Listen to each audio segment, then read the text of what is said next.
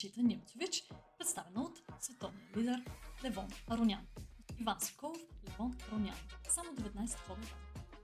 D4, G6, C4.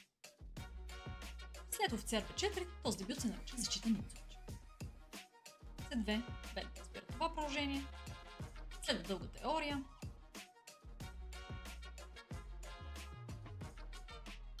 В случая, черните избират да не вземат офицера, а да контратакуват и да усилят напрежението върху кончето на C3. Същевременно нападаме и F2 два пъти, а кончето на C3 три пъти.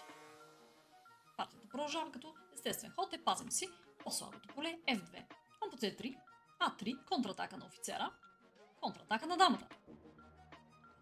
Черните бягат, B4, напълно естествена контратака, но след кон E4 имаме открита атака, двойна атака, отново контратака, дама C1, под C8, белите естествено вземат този офицер, следва топ от C5 и задушаваща атака.